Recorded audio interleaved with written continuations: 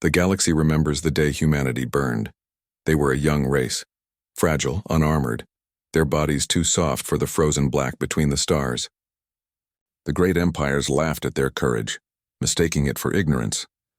Humanity rose from a blue world of storms and music, their voices bright with curiosity, their ships small as seeds scattered across the night. No one feared them then, and that was the first mistake.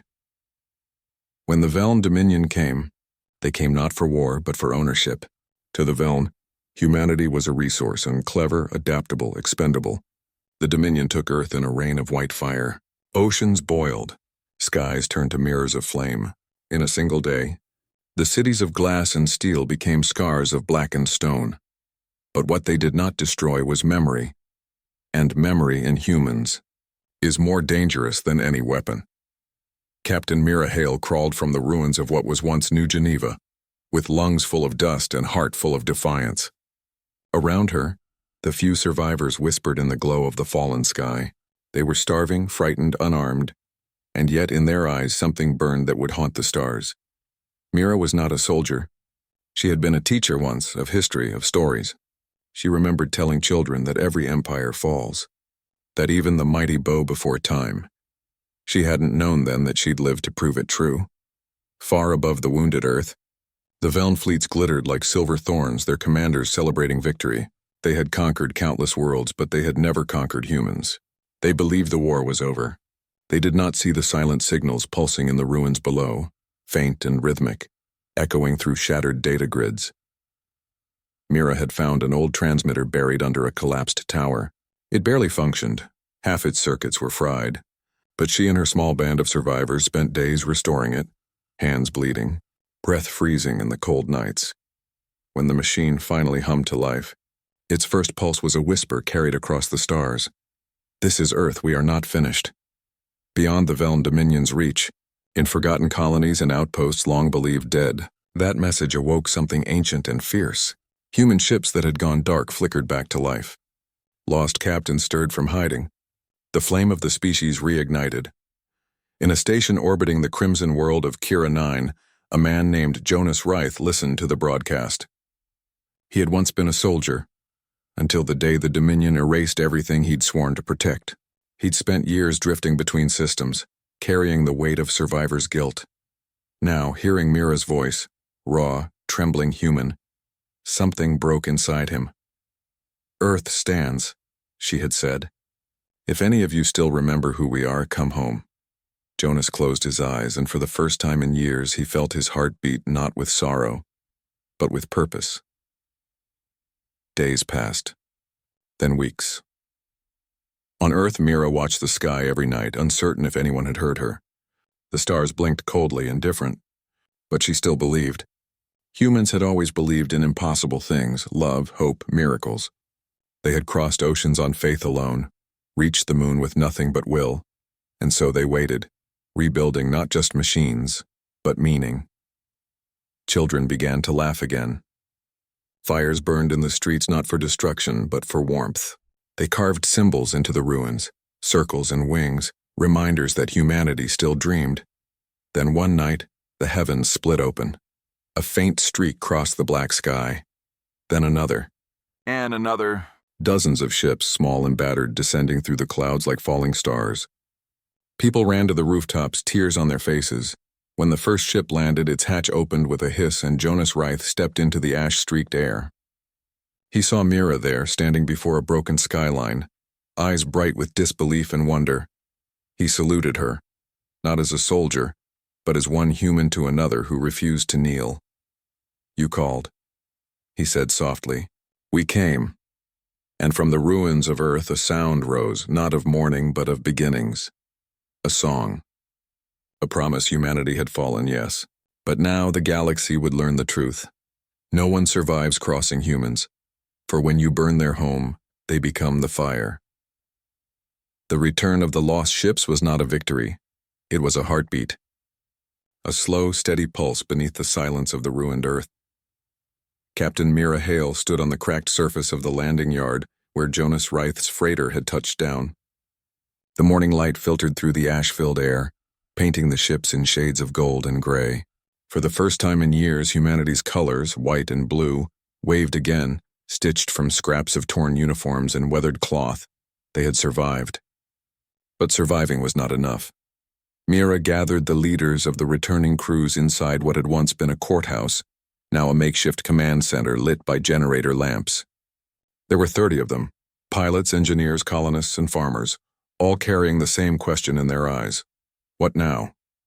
She looked at their faces, scarred, hungry, weary beyond measure, and she smiled, though her heart trembled. Now, she said, we stop being ghosts. Now we become fire. Jonas leaned over the holographic table, projecting a fractured star map salvaged from one of the old networks. Red markers bloomed across the map, each one a Velen garrison, each one sitting where a human world once had been. He pointed at the largest cluster. Ardea Prime, that's where they build their fleet cores. It's heavily fortified, but if we strike their supply lanes first... Mira shook her head. We're not ready for open war. We don't have the numbers, Jonas gave a humorless smile. We never did. The room fell quiet. Outside, a cold wind howled through the ruins, carrying the scent of ozone and dust. Finally, Mira said, we don't need a war. We need a legend. Over the following months, the humans rebuilt their ships using whatever they could scavenge. Melted starfighter hulls became armor plates. Engine cores were pulled from wrecks and coaxed back to life with the stubborn patience only humans possessed. They named their growing armada the Fireborn Fleet, not because it was mighty, but because every ship had been reborn from ashes. Their vessels were small, silent, fast, ghosts in the void. They didn't fight the Dominion head-on. Instead, they struck where no one expected. Supply lines, data relays, and communication hubs. A convoy would vanish into the dark.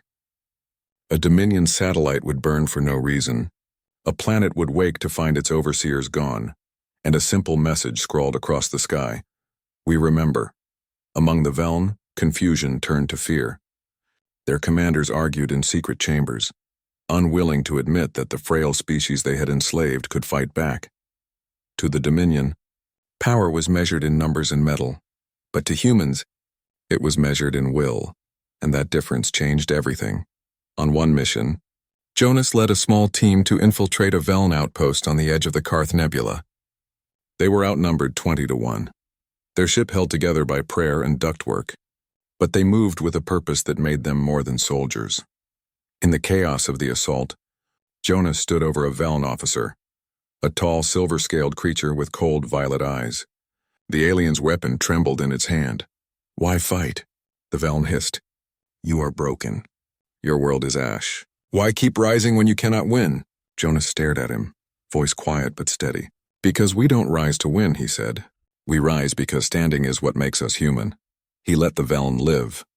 Mercy, not vengeance, became their weapon, and soon, stories of the Fireborn spread even among the Dominion's slaves. They whispered that humans fought not for conquest, but for something no empire could understand, for meaning. Back on Earth, Mira listened to each returning transmission with a fragile mix of pride and fear. Every victory cost lives, and every life lost carved another scar into her soul. But the message was spreading. Across the galaxy, oppressed species began to lift their heads. They spoke of the Earthborn ghosts who burned brighter than suns, who fought not to destroy but to remind the stars of what courage was. And in time, those who had once mocked humanity began to watch the shadows with unease, because in the dark between worlds, the Fireborn fleet was moving and unseen, unstoppable, unforgiving in spirit. Then, one night, a message reached Earth from beyond known space. It came from an unknown channel, its encryption too perfect for any human design.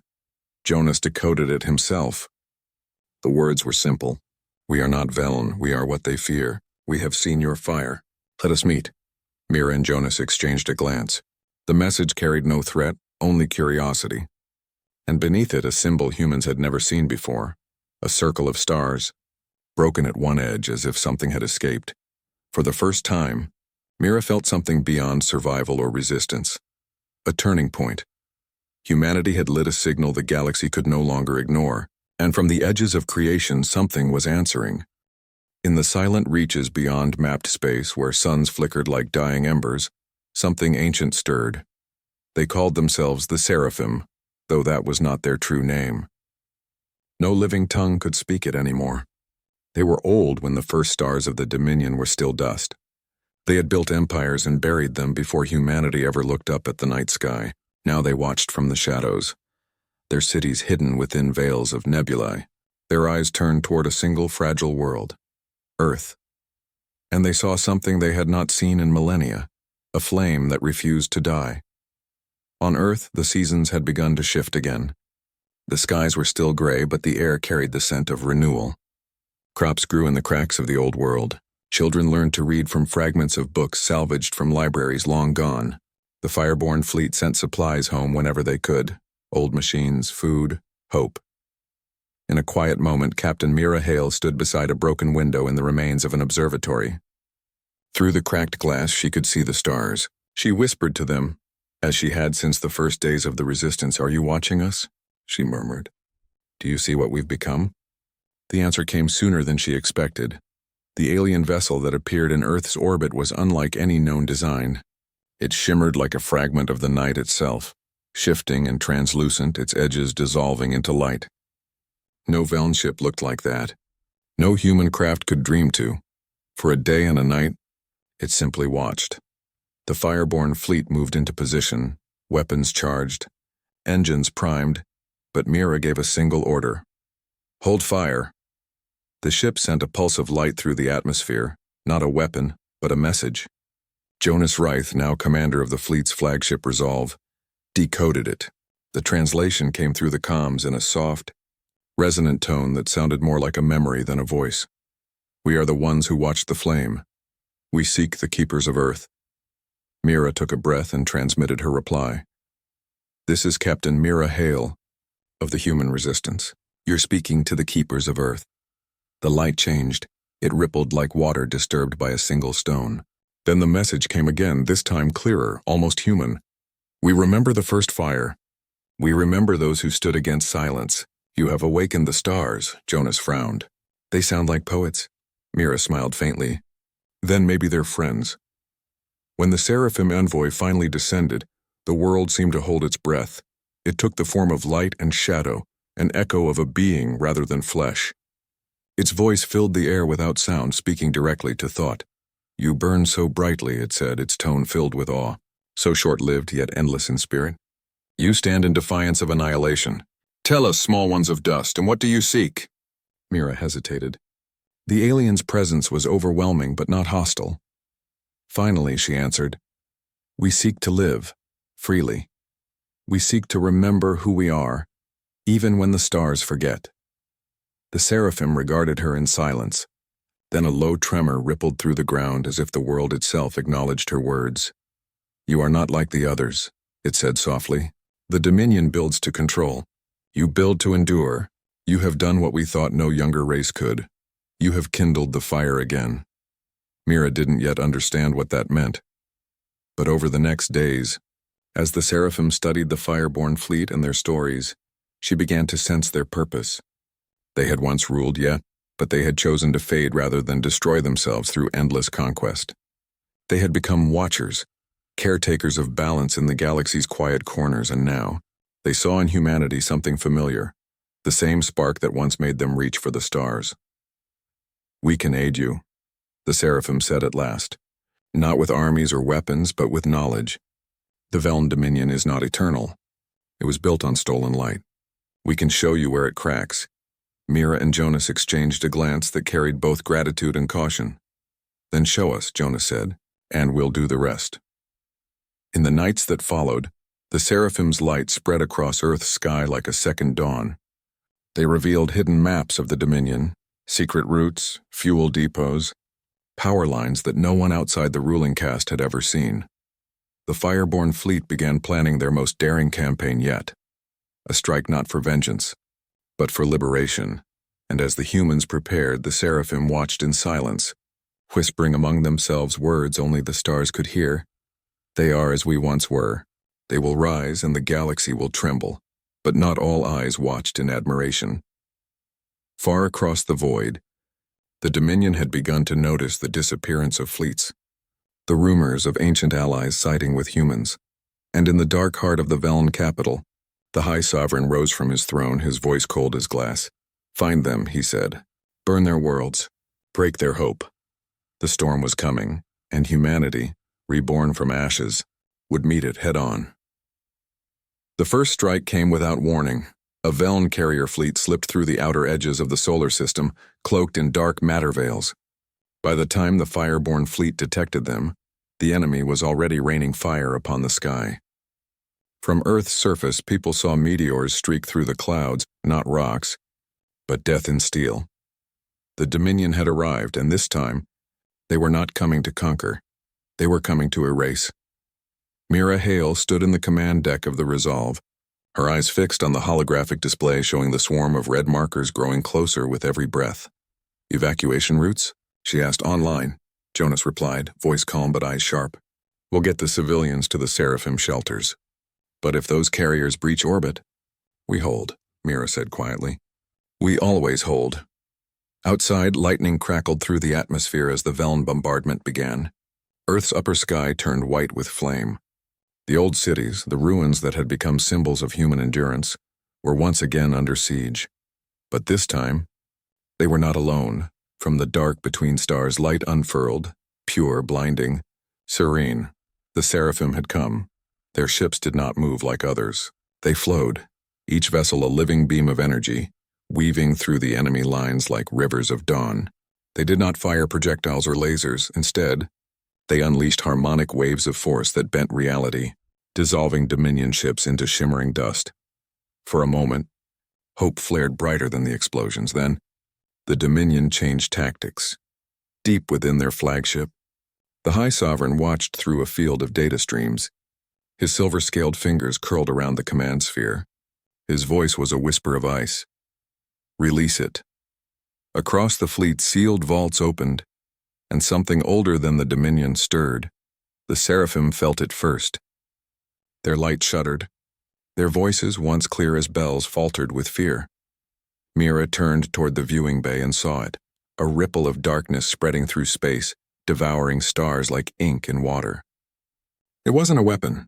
It was a wound. What is that?" Jonas breathed. The Seraphim's reply came through every channel, trembling. "They have awakened the Eclipt, the silence that ends all suns. We sealed it away before your world was born." The Eclipt was not alive, but it hungered. It consumed energy, thought, and light alike. Dominion ships dissolved as easily as human ones. Yet the Veln did not care. They had unleashed oblivion, believing they could control it. Mira stared into the darkness spreading through the void and felt a cold realization settle in her chest. "This isn't a war anymore," she whispered. "It's extinction." The Seraphim tried to counter it, forming luminous barriers that cracked and flared under the Eclipse's pull. Jonas directed the Fireborn Fleet to attack its tendrils, buying time for the evacuation below. Ships burned one after another, streaking across the sky like dying meteors, but every sacrifice slowed the darkness just enough for another soul to escape. And still, the Eclipt came. Its voice, if it could be called that, began to echo in the minds of every sentient being within range. Not words, but feelings, despair, cold, finality. Jonas fought against it, gripping the controls as his ship trembled. His hands bled from the effort, but he refused to let go. "Mira," he gasped over the comms. "If this thing feeds on light, what happens if we give it more than it can take?" Her eyes widened. "Jonas, that's suicide." He smiled, and for a moment, he looked at peace. "Only if it works." He ordered his ship, the Resolve, to break formation and dive straight toward the heart of the Eclipse mass. The other captains shouted warnings, but Jonas only whispered a single word to them before cutting the channel. "Live." Inside the command deck, alarms screamed. The hull glowed red, then white. Jonas transferred all power to the core, flooding it with every last reserve of the ship's light drive. And in the final seconds before detonation, he looked out toward Earth, toward the blue and gray world that had endured every trial, and then whispered, "For them." The explosion was silent. For a heartbeat there was only darkness, then light. A burst of pure energy erupted from the Resolve, colliding with the Eclipse consuming field. The two forces met, screamed, and tore each other apart. The stars themselves seemed to blink. When the light faded, the Eclipt was gone, but so was Jonas Rythe. Mira stood on the ground below, watching as fragments of the Resolve burned across the upper sky like falling stars. Around her, the survivors wept and cheered all at once. The Seraphim knelt in the light of dawn, their forms dimmed but alive. One of them turned to Mira and said softly, "He gave the silence a voice when it could not bear the sound." She nodded, tears streaking through the soot on her face. "Then we'll make sure he's never forgotten." The war was not over. The Dominion still ruled the stars. But for the first time, the galaxy had seen what it meant to cross humanity. They could be beaten, scarred, scattered, but never broken. And as the Fireborn Fleet rebuilt again, their ships bore new words across their hulls, words carved in memory of the man who defied the void itself. "We are the light that endures." 100 years passed. The galaxy forgot the details of the Eclipt War, but it never forgot the name human. Across the star systems, travelers whispered of the Fireborn Fleet that had defied the darkness. In the ruins of Dominion cities, slaves still scratched human words into walls.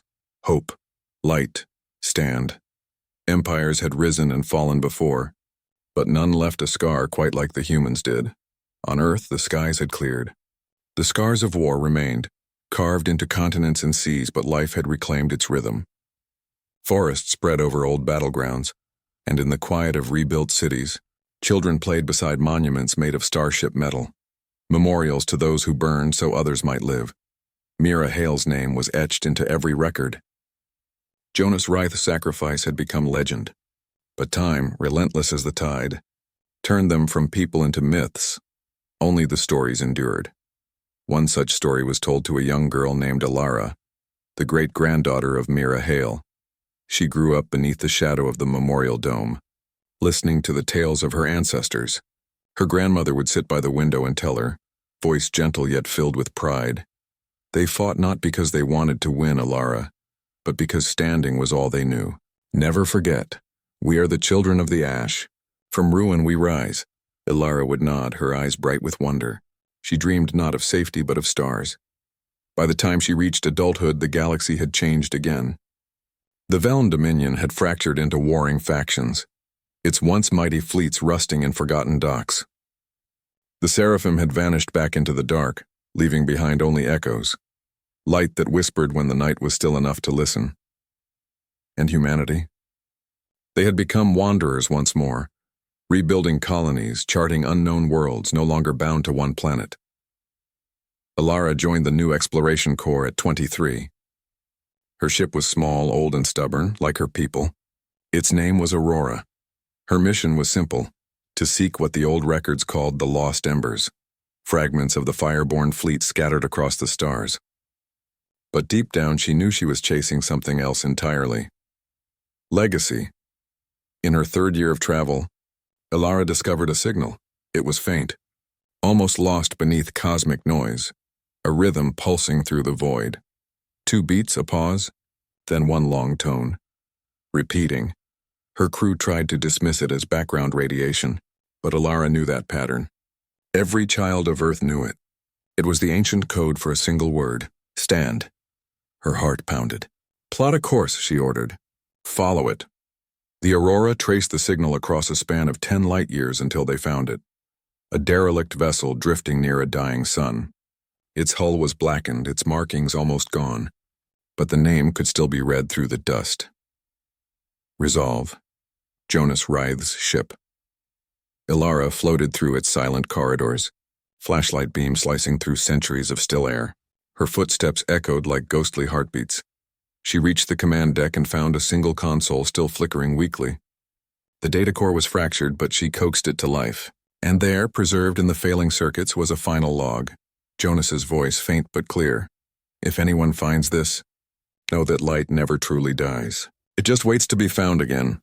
Alara stood frozen, tears rising in her eyes. For a moment she felt him there.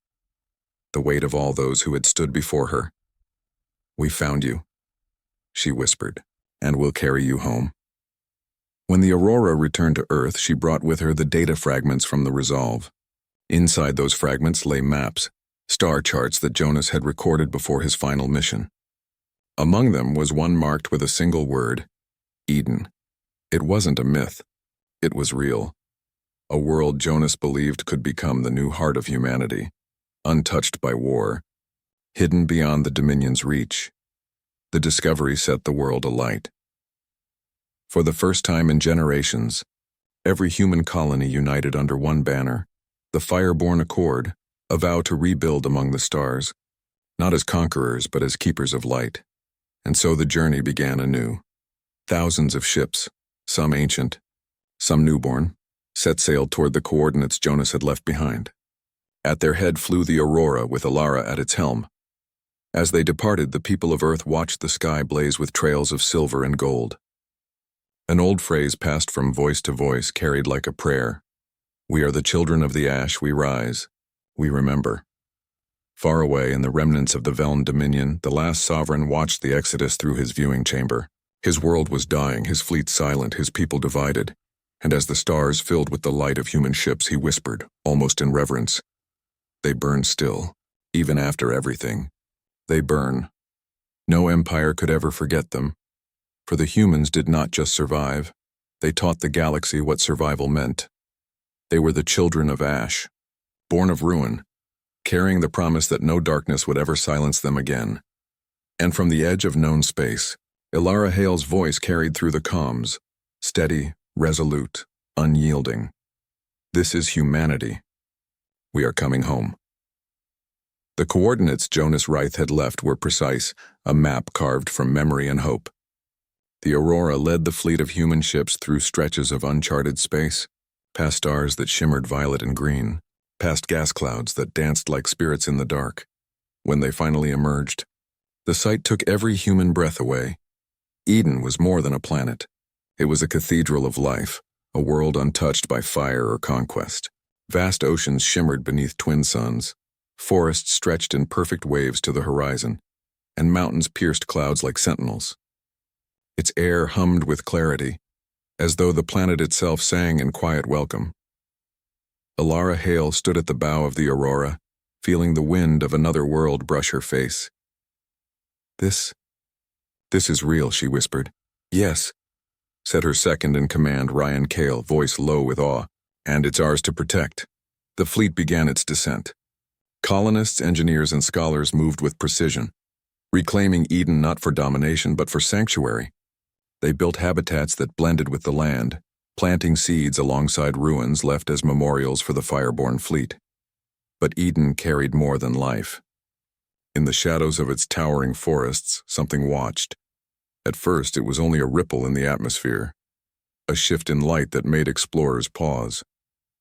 Then came the whispers in the wind, soft, unintelligible, yet strangely familiar. Alara noticed it first, a tingling at the base of her skull, a sensation like being observed by eyes older than the stars. "Ryan," she said quietly as they surveyed a valley, "do you feel that?" He paused, scanning the trees. "I thought it was the wind, but no, something's here." As the settlers expanded, Eden revealed more of its secrets. The forests were alive in ways that defied biology. Trees seemed to lean toward intruders. Streams altered their paths and shadows moved with intent. Even animals seemed to watch with unnerving intelligence. And then they found it. The ruins. Buried beneath moss and soil were structures older than human memory. Towers of black stone that hummed with quiet energy. Symbols etched into their walls were unmistakable, the same as those the Seraphim had once shown humanity. The circles broken at one edge, the mark of watchers who had kept balance across the stars. Alara traced a finger along the carvings. "They knew we would come," she said. That night, as twin moons rose, the shadows grew bolder. The whispers returned, clearer now, as if forming words in the mind rather than the ear. "You have rekindled the fire. But fire calls shadow. Fire invites balance. Humans trembled but did not flee. They lit fires, small human fires, and gathered around them, feeling the pulse of life against the unknown." Alara stood at the center, raising her voice over the murmurs. "We are children of ash. We stand, we will not kneel. We are not afraid." For a moment silence answered. Then the wind stilled. The forests held their breath and a low vibration ran through the ground. Eden itself seemed to acknowledge her courage. Days later, the explorers discovered a cavern beneath one of the ancient towers. Inside, faint blue light flickered across walls that pulsed like veins. At the center of the cavern rested a crystalline structure, suspended above the floor, radiating warmth. The Seraphim's words returned to Ilara's mind. The stars remember the first fire. She approached the crystal, hand trembling.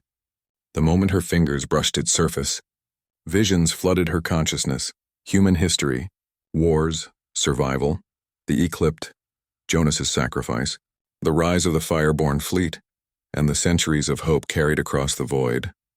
And then, a presence not alive yet aware, not hostile yet testing. "You have come far, children of Ash," it whispered. "You carry the fire, but the shadow waits. Always." Ilara staggered back, breathing hard. The crystal dimmed, leaving the cavern in soft blue glow. She understood now. Eden was not just sanctuary. It was a test, a living memory of the galaxy itself. The first fire had awakened the shadows that had slept. And though humanity had survived before here on Eden, the balance had shifted. She called her council. "We are safe, yes," she said, voice steady, "but this world, it watches us. Every choice we make, every life we protect will echo. We must be ready. We are not just settlers, we are guardians now." Ryan nodded. "And if the shadow challenges us?" Ilara's eyes burned with the same fire that had defined humanity for centuries. "Then we will rise. Always. That is who we are." The first settlement of Eden was built not on conquest but on vigilance. Humans cultivated the land, mined the crystal's energy carefully, and taught their children to honor the balance, to respect the Watchers, to fear the shadows but never to kneel before them. And far beyond the twin suns, something in the darkness shifted, taking note of every human heartbeat, every spark of defiance. The fire had returned to the galaxy. But Eden reminded them that even fire casts a shadow. The legend of humanity grew anew. Across the stars, beings who had seen the Fireborn Fleet whispered, "They rise. Even from the ashes they rise. And when the fire meets shadow, it will not kneel." The shadow was patient. It waited at the edge of Eden, unseen but present, stretching across the forested valleys and glimmering oceans. Its tendrils slithered in the corners of vision, and yet no human screamed. Humanity had faced annihilation before. They had stared into the void, watched their worlds burn, and returned from the ashes stronger than before. Ilara Hale stood at the highest peak on Eden, looking down at the settlement that had grown from the first fires of her ancestors. Ships dotted the horizon. Children laughed among crystal-lit gardens, and the energy of the old resolve pulsed softly in the core beneath the planet. And still, she felt it, the shadow waiting. The first sign came as whispers in the minds of every settler. Not words, but images. The Eclipt, Jonas's sacrifice, entire fleets disappearing in light and fire. Panic threatened, but it did not take hold. Humans steadied each other, reminding themselves of what had defined their kind for centuries: courage, endurance, and the refusal to kneel. Ilara raised her hand over the settlement, her voice carrying across every channel. "We are the children of Ash," she said. "We rise from ruin, from fire, from darkness. This shadow, it is only another test, and we will meet it as humans always have, together, unbowed, unbroken." The words spread like wildfire, igniting resolve in every heart. The shadow struck the next morning. It emerged from the deep forests, a living darkness that warped the land, twisted light and devoured sound. Entire squads of settlers were swallowed before they could blink. Ships descending from orbit were caught in the tendrils of living shadow, torn apart as if the air itself was tearing them from existence. But humanity did not flee. Ilara and the fleet mobilized. Ships swarmed from the skies, their engines blazing with energy salvaged from the old Fireborn designs. Ground teams armed themselves with both technology and intuition, traps, light fields, and coordinated strikes honed from centuries of survival. The shadow recoiled at their defiance, never expecting humans to fight with both heart and ingenuity. In the heart of Eden, Ilara faced the core of the shadow. It pulsed like a black sun, alive and intelligent, speaking in a language older than thought. "You are small. Your fire is fleeting. Kneel before the darkness and your pain will end." Ilara stepped forward, unflinching. "We do not kneel.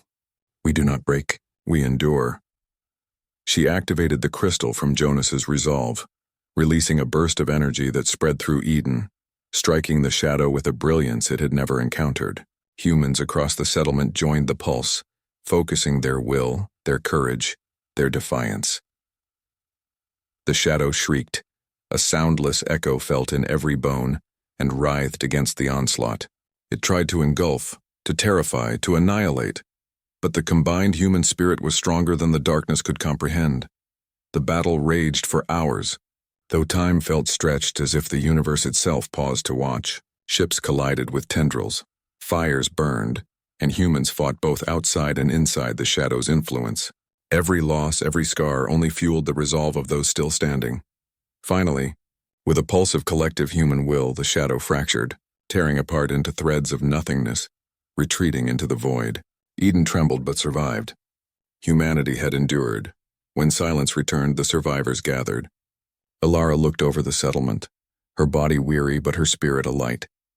She could feel the echo of every ancestor, every human who had ever risen from fire and ruin watching through her. The Seraphim, who had quietly returned to witness the trial, appeared in luminous form. "They rise," one said, voice like distant starlight. "Even in the face of shadows older than stars, they rise." Alara smiled faintly, knowing that the words were not praise, but acknowledgement of something greater. Humanity's essence, unbroken, defiant, eternal. Years later, children played among the crystal towers of Eden, taught not just to survive but to remember. They learned of the Fireborn Fleet, Jonas Rythe, and Mira Hale. They learned that the galaxy could try to crush them, but humans rise always, and in the far reaches of space, wherever darkness waited, the message was clear. Who survives after crossing humans? Only the doomed remain kneeling. Because humans do not kneel, humans rise. And in that rising, the stars themselves learned to fear and respect a species that had once been fragile, yet had become eternal.